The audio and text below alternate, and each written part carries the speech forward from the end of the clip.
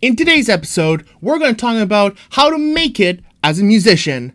Coming right up. In today's episode, you're going to feel empowered, unstoppable, and gain the tools to accomplish anything you can dream of, using real examples from some of the most successful entrepreneurs in the world. That's all happening today on the I Can Show. Hey everyone, welcome to the I Can Show podcast, where we explore the realm of possibilities and how you can succeed in your passion. My name is James Martin, and today it's all about talking about how to make it as a musician. But before we get started, if you have any thoughts or any tips or advice that has helped you succeed as a musician, or anything that we've expressed in this podcast that has really resonated with you, I'd love to hear your thoughts either down in the comments below wherever you're watching or listening to this, or please shoot us an email at icanshowpodcast@gmail.com. Look forward to hearing your thoughts. So let's get into the show. So the first thing I just want to point out, there's actually going to be two parts to the show. So first, there's this amazing video, which I'm going to get to in a second, that's a bit of a montage of all these different advices from some of the most successful musicians in history. So we're going to get to what some of their basic advice is. Plus, at Magic Cut Media and Promotion, which is one of my first companies, I did this series of videos on YouTube where I was actually having interviews with other successful musicians. These were more local musicians, so these weren't like Beyonce, Michael Jackson, Ariana Grande, but these were musicians who have established themselves, established a bit of a brand, and has either had music sold over iTunes, or doing concerts, or doing special performances. And so I'm going to show you some of the advice that we got from them in sort of a bit of a montage. But right now, I want to show you about a few tips from this one video on YouTube called Making It as a Musician. Advice how to make your band successful. This is on the YouTube channel Evan Carmichael. He puts together a montage, as I said, of some of the most successful musician entrepreneurs on the planet and some of their advice. So first off, we'll get to number one, which is by John Mayer. Define your expectations. And see, what a lot of entrepreneurs like to do is they just like to say, oh, I like to be successful. But what is the actual physical goal of that? And this is actually going to some advice from Tony Robbins. Now, Tony Robbins is not particularly a musician, but he explains this in further detail, which is, again, defining your expectations. So if you just want to say, I want to be rich, well, you could get an extra dollar and you've already achieved your goal. But not a lot of people actually outline what is it that they mean. You could say, I want to be famous, but if you got 10 more people in your neighborhood to know who you are, you've already achieved that. So outline specifically what you want to do. You might want to say, oh, I want our band to hit $1,000 or $10,000 a year. That's actually hitting an objective. Or maybe your objective this year is to perform in 5 different venues. That's something achievable.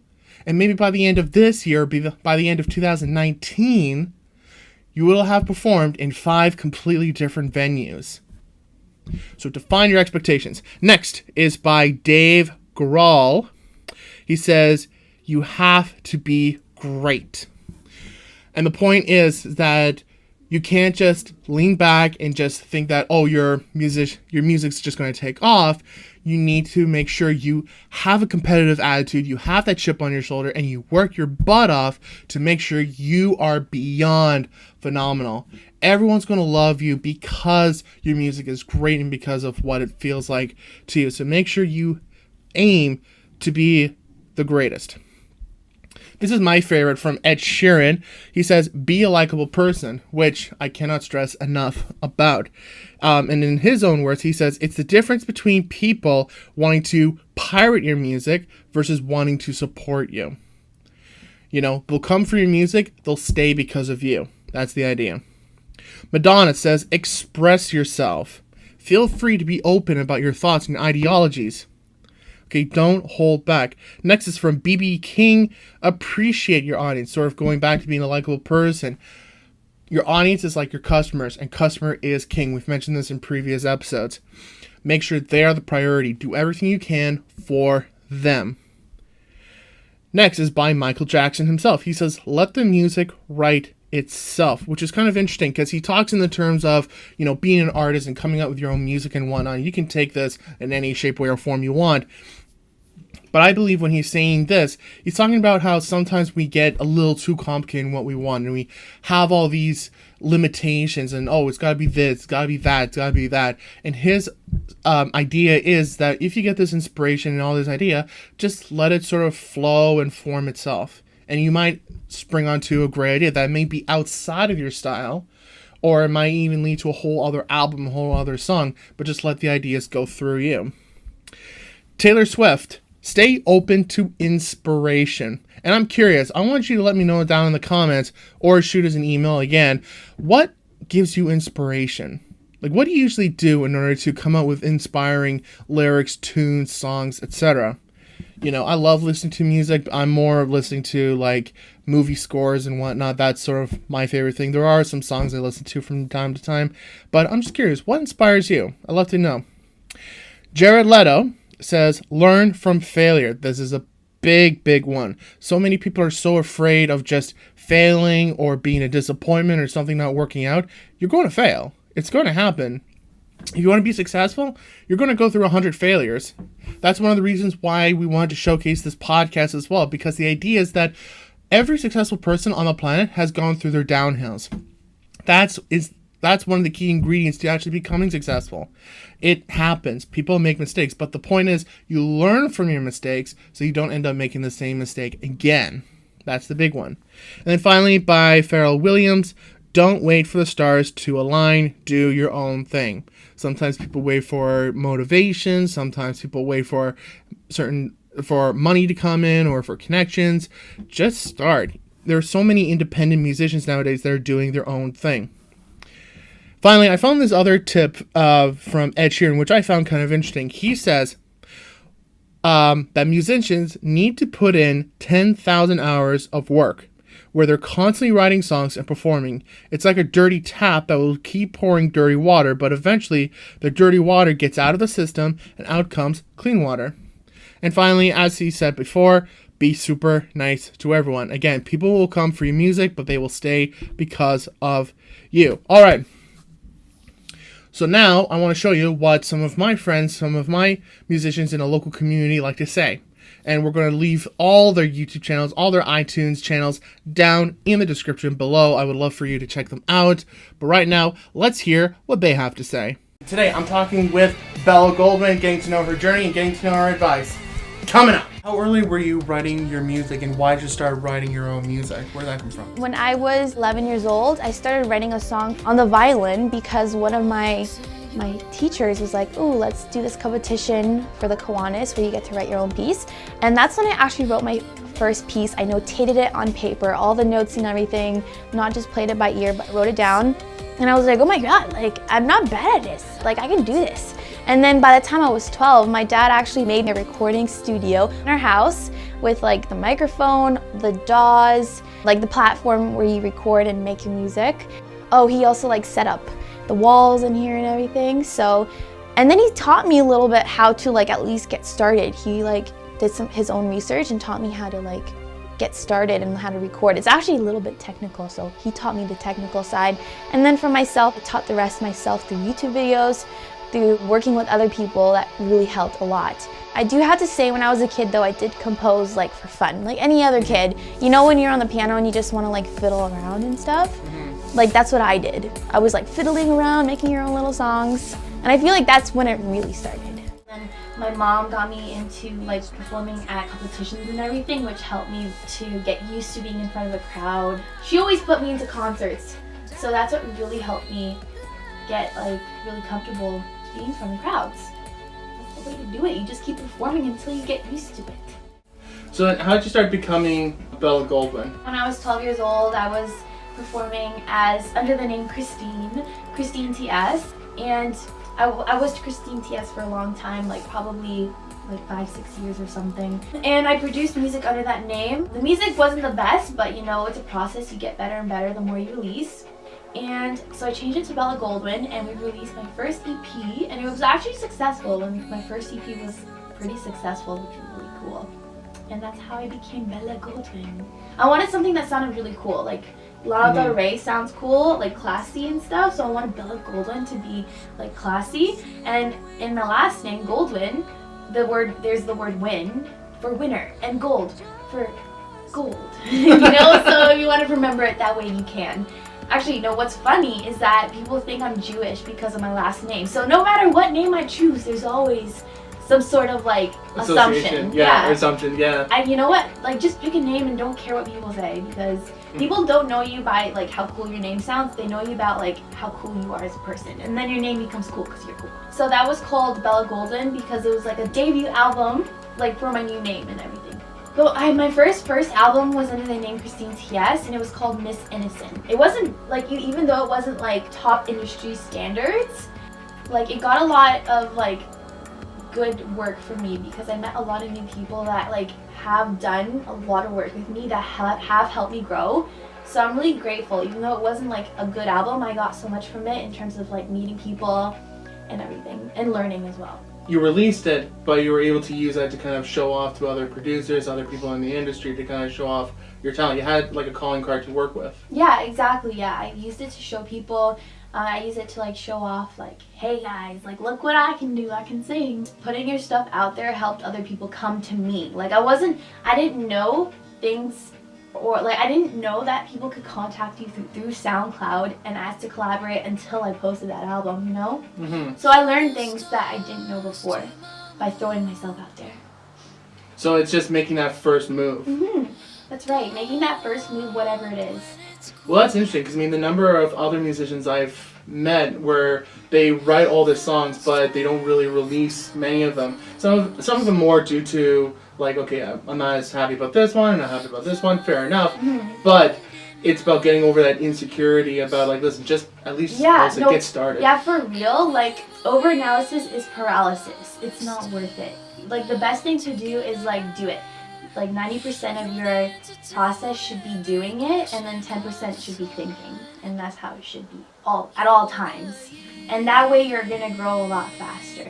Well, it's all a matter of opinion. Like there is no such thing as this is good. It's all a matter of taste and opinion. So you may not like it, but someone else could love it. Yeah, and I notice nowadays when I like release things, like still I have lots of room to grow. I'm not perfect. Some people say my mixing's not good enough. But like to some people, they're like, oh my god, like it's still great to listen to. The music is beautiful, even though like I don't have enough money to buy like top industry mixing stuff. So I'm focusing more of my energy to like making good music, and the quality will come with growing, you know? The more I grow, the more I can like update my equipment and stuff like that. So.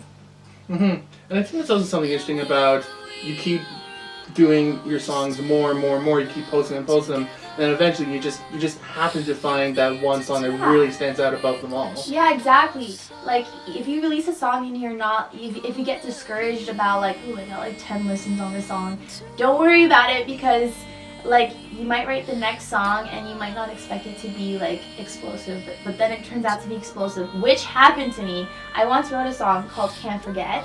Can't forget how we danced in my dreams. When we meet, you'll be the death of me. And when the mixing, I personally thought the mixing isn't so great, but I couldn't really do much about it because I had no idea how to make it better. I was at the point where I was like, I like the song at least, I'm just gonna release it, because if I don't, then it's just gonna sit around. And it actually is my most successful song, which is crazy, because I did not expect at all to be my most successful song, which is insane. And a lot of people like it, like they like that song. It's a really, I was super surprised. So I'm just gonna keep releasing things until I find the gem. Come about finding a song? There's different ways. Sometimes it starts on the computer, where I find like I make some cool sound effects or some cool instruments on the computer, and then it makes me want to play around with them, and then something grows from that. Or sometimes I start on the piano, I find cool chord progression, and then a melody on top of that, and then it grows from there. Like, it's not one way. I always do it different ways. On the ukulele sometimes something cool comes out of it, maybe even like emotional life situation, because then you get like lyrics and then the melody comes after. So if you ask the universe for something, it will give it to you. So if you want a song, ask the universe for a song and be patient. It will come. How do you usually market your songs?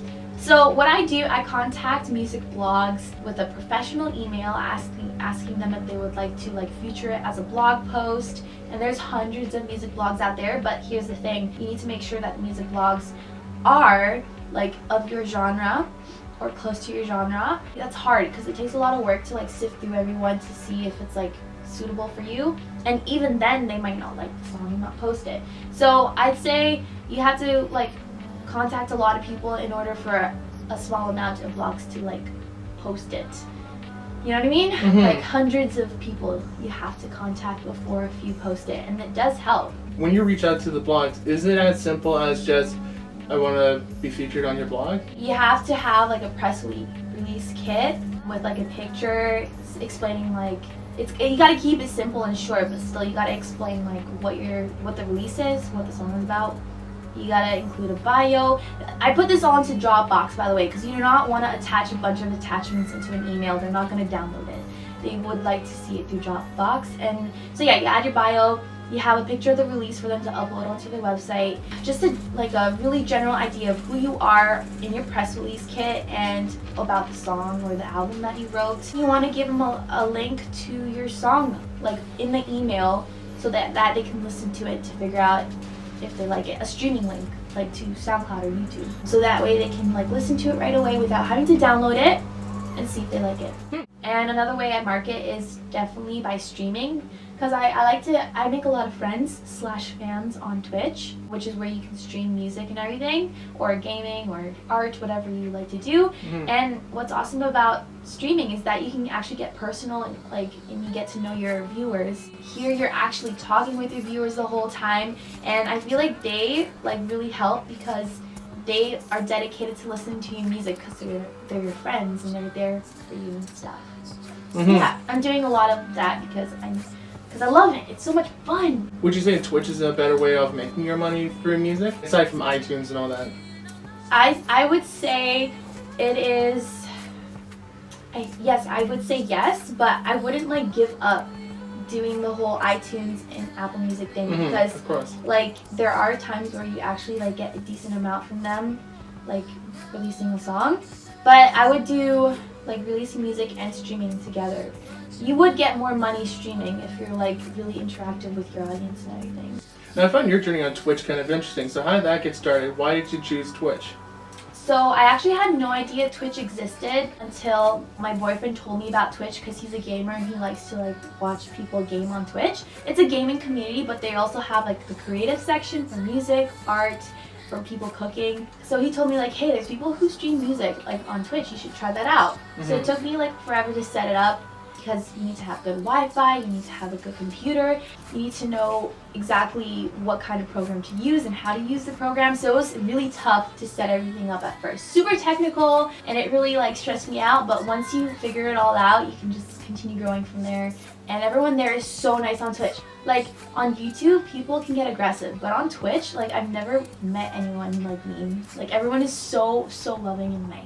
Now I also know, so you have, I think, 3 YouTube channels? Yeah, I have my vlog channel called Belle Goldman's Fun House, which is a bunch of vlogs and fun videos. And then I have the cover channel, which is where I post covers because a lot of people are into that. And it gets me viewers and listeners. And I also have my original music channel.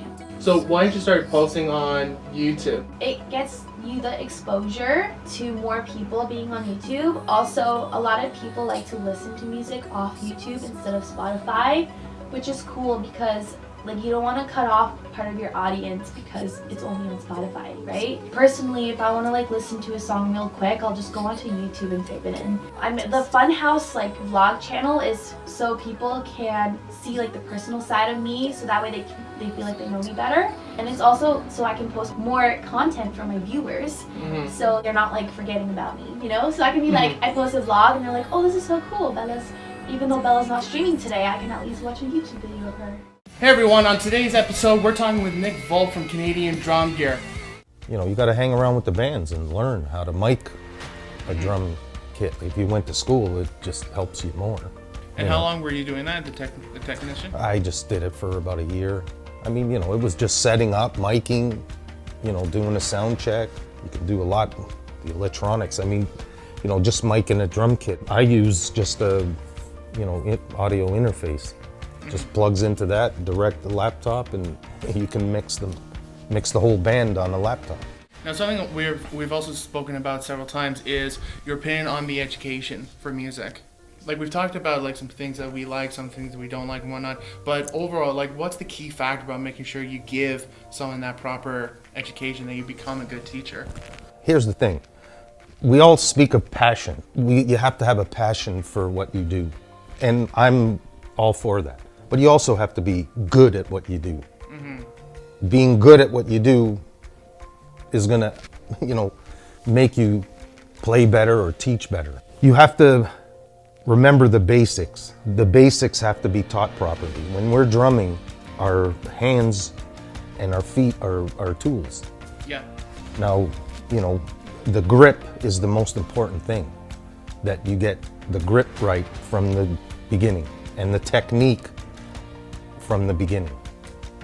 Because I didn't, and I had to relearn later on. When teaching kids and new students, the grip makes a big difference, because if you don't stay on them about holding it right and using the rebound, as they progress and they need to start doing 16th notes, they won't be able to. They're going to be stuck because they're not going to know how to use the rebound, say off the hi-hats. A lot of phenomenal drummers out there, and all of them. My teacher always said we're all on a timeline. So you take, and guitar, it doesn't matter what instrument, we're all on a line, a timeline. Where we are is where we are individually. So we can't compare ourselves to others, and we can't knock others, because if you're here and I'm here, it's just I haven't reached where you are yet. The drum community, there are, I'd say, maybe 5% that aren't the greatest, but the community itself is just phenomenal. That's fantastic. They're always there to help. The negativity is really not much. Any drummer will help you. That's awesome. You can have one of the, doesn't matter who it is, top-notch drummers. If they see you playing one of their grooves and you're not doing it right, they'll just come and say, hey, try this. They don't hide nothing. There's nothing to hide. It's music. Today, guys, we're going to talk with Ben Simon, get to know his journey and some advice for all those guitar players out there. My first year, because when I did this job as a high school student, I was teaching 20 students a week, right? So it was manageable. Where when I started in May of the year that I graduated, I had 25 students right off the bat, which was great. And I built up my numbers, and I'm currently at 65 or 67 students a week. So, but as it was building up, I wasn't adjusting. I wasn't adjusting my day. I was just taking on more students without really thinking about when are you going to eat. I got back into karate to help me keep my physical body fit. Yep. Because I sit in this chair for really long amounts of time. So, I took a break over Christmas break, and then I didn't take another break until Christmas break the next year, and I was wiped. And I got to a point where I was almost dreading seeing some students, which I had never been in that position before. And then I realized that it was just because I had overworked myself. Yep. So it was just, the next year was just, which is kind of this year that I'm going into, it's just okay, you're gonna take a break in April I went with my fiance to Costa Rica. But I got about 3 days into my vacation and was I can't wait to start teaching again. Yeah. I started missing my students again, which is all I needed. It's not like I need to take 20 days off. I need about 3 days to get back into, I miss my students. So that's why I now work 6 days a week, right? I don't work on Sundays. I try not to work on Sundays, just so I can have that 24 hours just to go, Yep. Write my lesson plans, do all that kind of stuff, learn the songs that I need to learn, do the stuff that I need to do for me. And then the next day it's how was your week? Yep. And start again. So I found myself not being authentic my first year by the end of it, because I was just overworked, that I felt like I had to pretend, where my second year I was okay, I can be excited again because I've planned this out a little bit better. You know, love what you do and be authentic. Right? If you're not either of those, I don't think you're going to succeed. And if you do succeed, I don't think you're going to have fun. Nope. Yep. Right? Because there's lots of people who are successful and maybe don't love what they do. But life's too short to kind of waste away doing something you're not passionate about. I'd rather take a pay hit and do something that I can thrive on daily. You know, so be authentic and do what you love. Live a life without regrets, guys. Hello, everyone. Today we get to talk with Sara Holly Rose and get to know her journey. Coming up. For me, it was kind of, the feeling was like, I'm going to write about something that I'm going through right now or have gone through, and it's going to serve a purpose for me in writing it, and now I'm going to hand it out, and however it is received by other people, then that is a purpose that it serves them. And I think that that's one of the greatest things we can do as artists is offer that. And I mean, as a music listener, there's not one song that I can listen to without connecting to it in some way. So what's your process of writing a song? Sometimes I'll just be walking, or in the middle of the night I'll wake up with this idea and I'll write it down, but and try and figure out what it was in the morning. Typically I write and play at the same time. I kind of just go with the idea that if it sounds like something, the chances are it is, and to not censor myself in doing that. Doubt in the face of trying anything with music has always been a tower that I feel like I've run into a lot, and I received some fantastic advice from Jan Arden last year about songwriting and the process of being a singer-songwriter. And she had said that it's just a process of seemingly insignificant things, hundreds of them, and that's exactly what it has been. You know, she said that doubt in the face of anything like this, when you're putting yourself out there in a vulnerable way, is normal. And that's been something that's really helped me to not censor myself and putting everything I have out there, because chances are what you're feeling somebody else has felt in their own way. And you know, one of my old vocals teachers said, you know, you should try and talk a little bit. And so what I would do is along the top of my guitar, I taped cue cards all the way down. And I would be like, this song is about, and you know, but just letting that wall down has been a huge thing that's essentially helped me a lot finding my confidence in the last year and a half. Today we get to talk with Jordyn Greer and get to know her journey. Coming up. So how did you meet the producer and manager again? So I go to an open mic night every Tuesday at Unity Market. Basically, I was on my Instagram one day, and before the Instagram update that they recently had, you can see like the location or whatever just on your Explore feed. I was just going through the Barrie stories because I was new and like I didn't have any friends in Barrie, and so I was just scrolling through, and there was this studio that I came across. It was also a cafe. It's called Unity Market Cafe and Studios, and I thought that was really interesting because A, I love coffee, B, I love music, and so I was looking for a place to record. He told me that we had an open mic night. I went and like took a tour of the studio and everything, and at the time I didn't have the money to start recording, so I said, okay, I'll just come to open mic nights, see who I meet, I can record at home for now.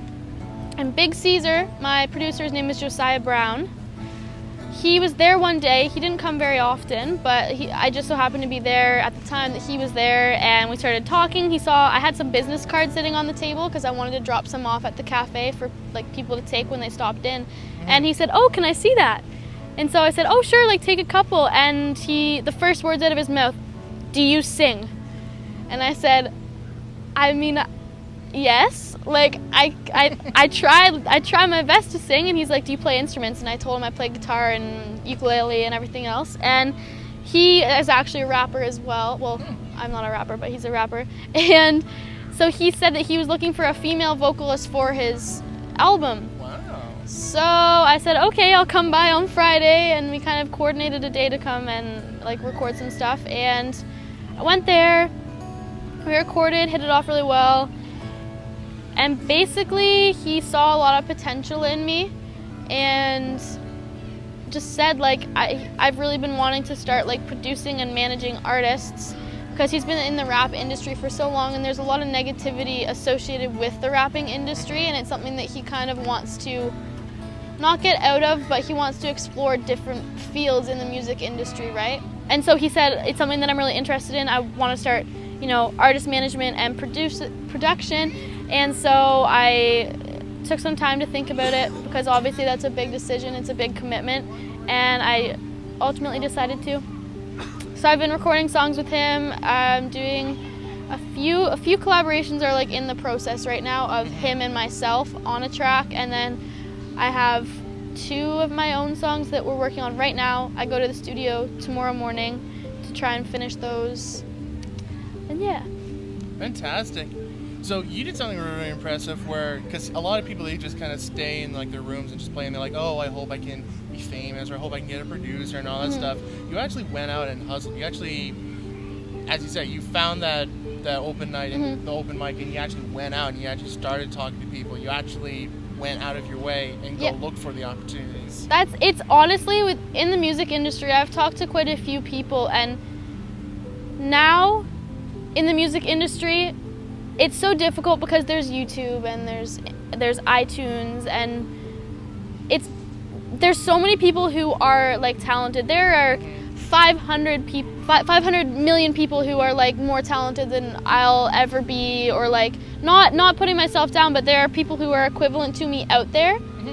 It's just it's honestly all about who you know. Like, it's about connections and about finding those people, and it's luck, really. Like, me being in the music video, I just so happened to like meet the right person who got me in contact with the right person at the Unity Market. I just so happened to be in the right place at the right time with the right person who happened to be a producer, and so it's literally just about who you know. The good thing about music today is that singles are a thing. Like, albums used to be a thing, you know, like Pink Floyd and like Guns N' Roses and everything like that. So albums used to be a thing, but now today singles are a huge hit. So we're just focusing on releasing singles right now. I'm hoping to have a few out by like the end of August, hopefully, and then we're looking into playing at some festivals and like getting on the radio and stuff. So just focusing on singles for now, but albums will eventually come. So when I was in the music video, I gained a larger following because of that. You know, all of his fans were like, "Who is this girl? She's so lucky, like she's kissing him." So I gained quite a few followers from that, a few thousand. I had 7,000 followers before the music video, and I'm at like just hit 13.1 thousand like a couple weeks ago. So that helped me out a lot. I also am on broadcasting apps. I worked with an app called UpLive 2018 for a while. I was actually working with them. So I was broadcasting 30 hours a month on that app. So I had like,